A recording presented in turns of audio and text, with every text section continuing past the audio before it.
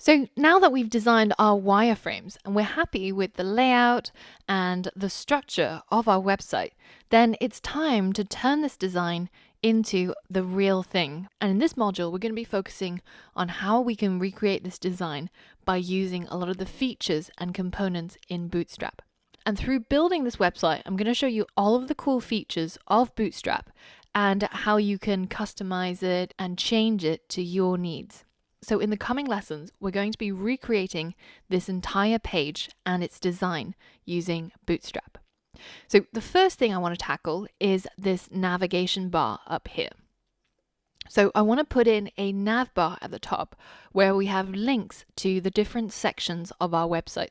So that, for example, if I clicked on a company or something, it would scroll down to that section where it's relevant to. And this is usually the navigation that you see in these single page landing pages. And in order to put in that navigation bar, we're going to be using Bootstrap. Now, because Bootstrap is a library, which means that it contains reusable bits of code that we want to put into our project. Now, sometimes with libraries, you might have written them yourself. So, for example, if you particularly liked a button that you created in CSS, then you might want to reuse that bit of code by putting it into a separate file and dropping it into your project when you want to use it. Now, because this library is created by a third party, so it's somebody that we don't know, it was originally made by the team at Twitter, but since then it's had a large number of contributors, and you can actually take a look at their core team as well as how many people contributed to this library. But the point is that in order to use this library that somebody else created, then we need to look at the documentation and we need to see what are the guidelines and what are the rules that we need to know about in order to use their components and their features. So the first thing that we're going to do is head over to documentation and we're going to go over to components and you're going to navigate to navbar. And this is what we're going to add into our website, something that looks similar to this. And we're first going to create it and test it out in a CodePlay playground. So I'm going to create a brand new one. Now, the first thing I'm going to do is to change the Bootstrap version from 3.3 to 4.0, which is so that we're up to date with the latest version. Now, inside HTML5, there is an element called the nav element. And this is kind of similar to a div, but semantically, it's more clear what it is that you're creating and what it is that this section of code does. So that means if somebody else comes along and they see the nav section with the nav element, then they're going to know this is probably going to be the code that's related to the navigation bar. So if I run it right now, you'll see that nothing happens because similar to a div, if the nav doesn't have any content, it doesn't have any dimensions. So let's change that. Let's create a new unordered list inside which we're going to have a single list item. And this list item is going to be one of our menu icons. So maybe we'll want a contact link inside our navigation bar. So now if I run the code, you can see I've just got a single bullet point that says contact, and this looks nothing like a navigation bar yet. So we can start using the Bootstrap classes, and we're going to add those classes to our nav element, just as they've shown here in their documentation. So the first one that we're going to add is the nav bar. And if we have a look inside that bootstrap.css file that we downloaded earlier, and let's search for nav bar, then you can see that by adding that class, then we include all of these CSS rules and apply it to this navigation element. And you can see what it does is that it changes the position to relative. It makes the content justified. It adds a little bit of padding, and it also adds some alignment and further positioning rules. Now, in addition to that, we're going to apply some other styles to the other elements inside our code. So we're going to change the UL to have a class of navbar-nav. And the li is going to have a class of nav item.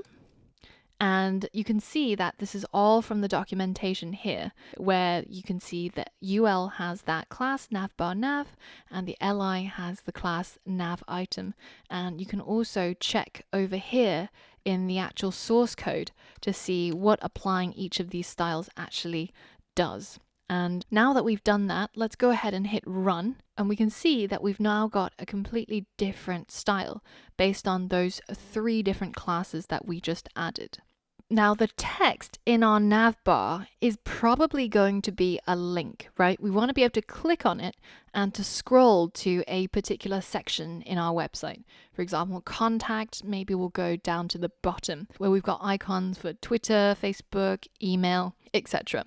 So this can't just be plain text, and instead we should change it into an anchor tag.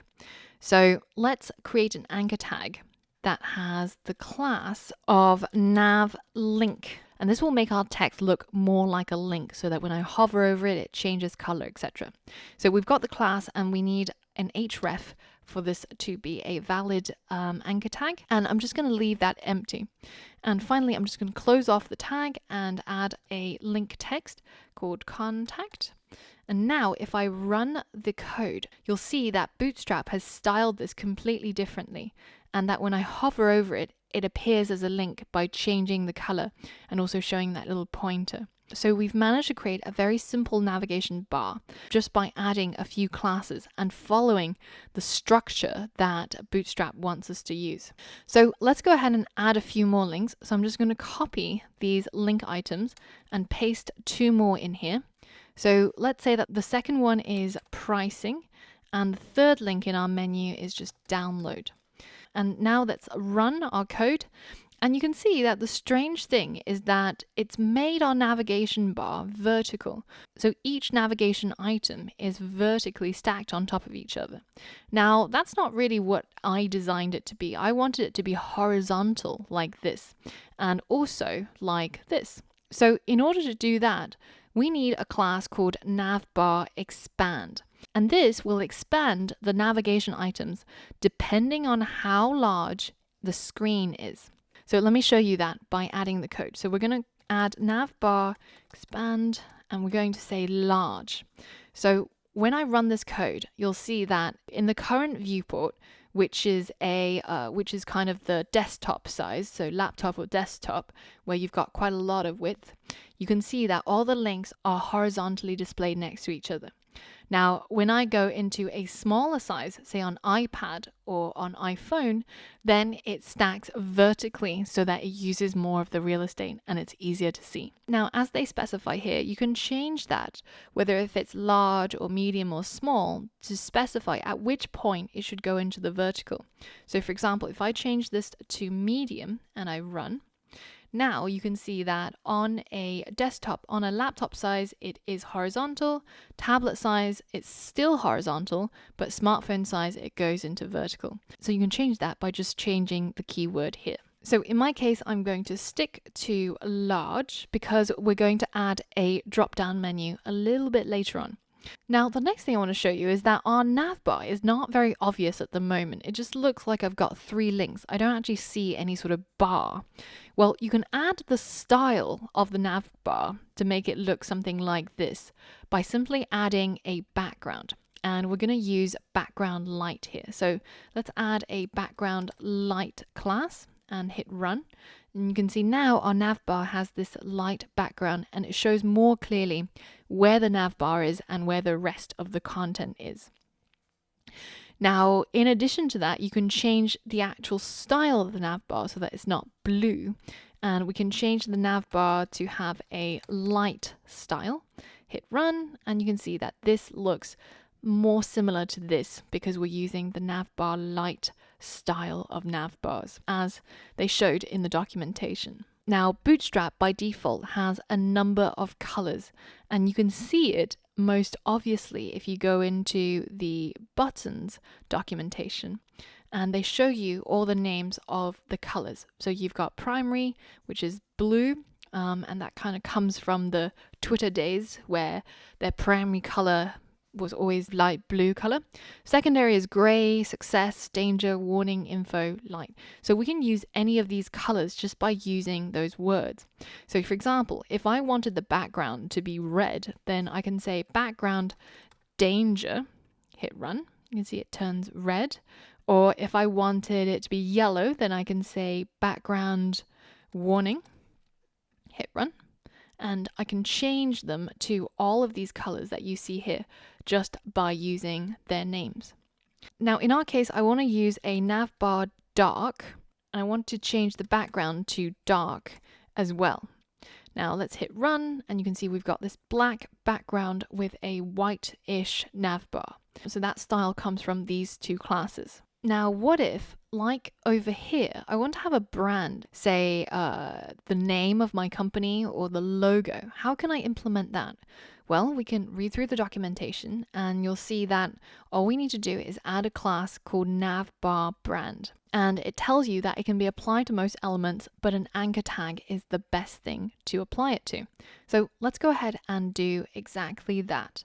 So outside of the unordered list, I'm going to add a new anchor tag, and it's going to have a class of navbar brand, and it's going to have an href of empty string, and then I'm going to close off that tag and call it Tin Dog after our brilliant company. So let's hit run, and you can see that we've now got the brand, which is styled slightly differently from the links to be able to differentiate it.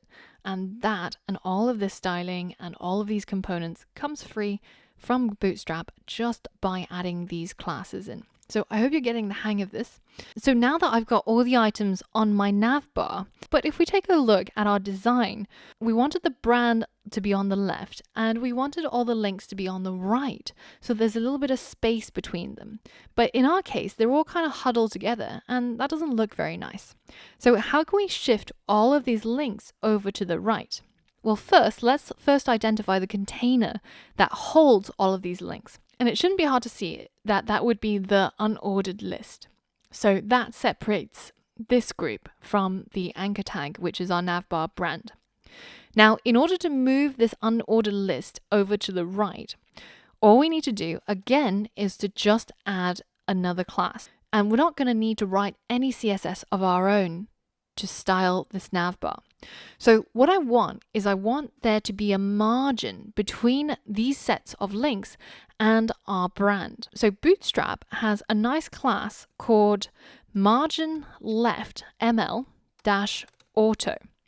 And if I hit run, you'll see that what that class does is that it adds a margin to the left of this group of unordered list, and the auto means that it will add as much margin as it needs to in order to push this group right next to the edge of the screen. So this is looking a lot better and a lot closer to what we've got in our design here. Now there's just one thing that's not quite ideal. At the moment, when we go from laptop to tablet, our navigation bar changes into the vertical format.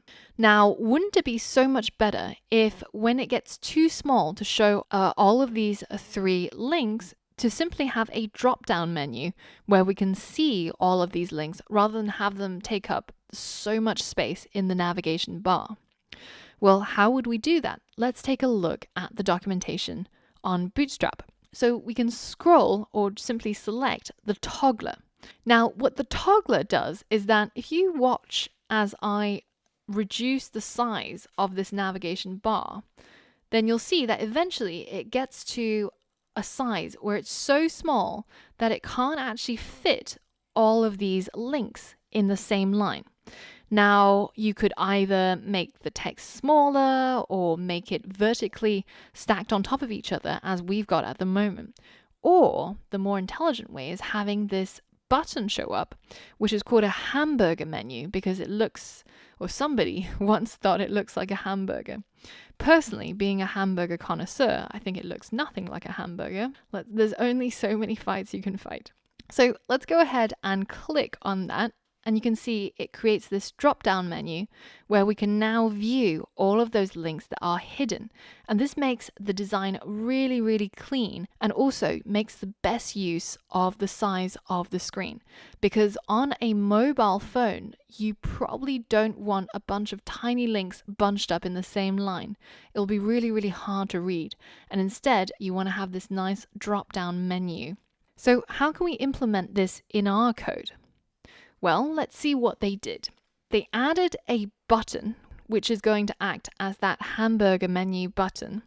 And when you click on it, it's going to target something called Navbar Toggler Demo 02, which you can see is this thing here. So they've created a div that contains everything that is collapsible and putting it inside that div. And they've given it the class of collapse navbar collapse and given it an ID that can be targeted by this button. Now, let's see if we can do the same thing in our code. So I'm just going to straight up copy this button over to here, and I'm going to put that just below our nav element. And the next thing I want to do is create that div. Now, the location where you create the div is really, really important. So first, I'm going to show you what it looks like when I create the div here, and I'm going to surround the brand as well as all of our links. So the div is going to have a class of collapse, navbar collapse. Now, sometimes you realize that Bootstrap really could have made their class naming a little bit more succinct. You end up writing a lot of navbar, navbar collapse, but this is just the way that Bootstrap works. And there are other frameworks which have more succinct names for their classes. But once you understand how Bootstrap works, it's quite easy to pick up any of these other front-end frameworks. They all work in a really, really similar way. So now we've got this div class called collapse navbar collapse, and I'm going to put the closing div just after our unordered list, so that the unordered list, so all of these three links, as well as our brand, is enclosed in the collapsible section or the collapsible div. And the final thing we need to add before our navbar is going to work is that we need that ID, because the button is targeting this specific ID. So it knows that when you click on this button, which div to collapse or uncollapse, because you could have many of these collapsible sections on the same website, and you need something specific so that the code knows which parts to collapse and which parts not to collapse. So let's add that ID over here. Now, of course, you can name your ID whatever it is that you want. As long as it's the same as the data target in your button, then it should work just fine. So let's hit run. And you can see now, if I switch over to the phone sized, all of the content in my navbar disappears, including the navbar brand and all three of my links, because we have enclosed all of them inside this collapsible div. So now, if I click on this button, you will see a drop-down menu and a nice little animation that shows everything that's contained in that collapsible area.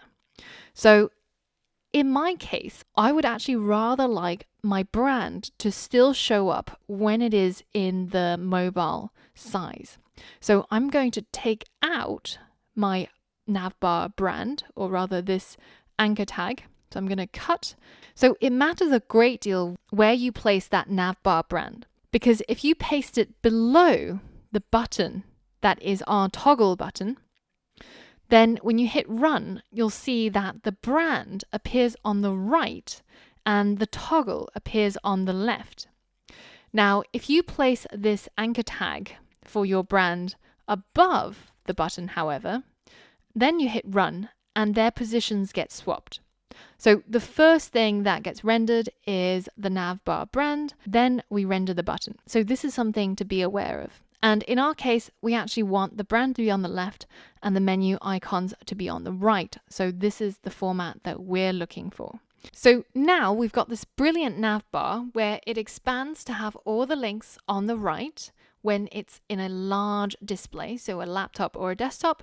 And when we're on a smartphone or a tablet, then it shrinks down into a toggle button, which we can show or unshow our navigation menu. Now, there's a number of other things that you can do with the navigation bar. So for example, you can have a drop-down link like so, just by adding the class drop-down to your list item and have a link that is the drop-down toggle, And then you have a div with all the items that will be inside the dropdown. So you're basically just copying this list item and modifying it to your needs to specify how you want your dropdown to look like. Now, you can also affect the position of the navbar by changing it to navbar fixed top. So that means when you scroll through your website, it will stay at that position and it won't disappear off the screen. Or you can have it fixed to the bottom so that you've always got it at the bottom. And you can just copy this code to get this positioning and placement behavior. Now, in the next lesson, we're going to be looking at the grid system, and we're going to start to build up our TinDog website. So there's a lot more fun stuff yet to come, and I look forward to seeing you on the next lesson.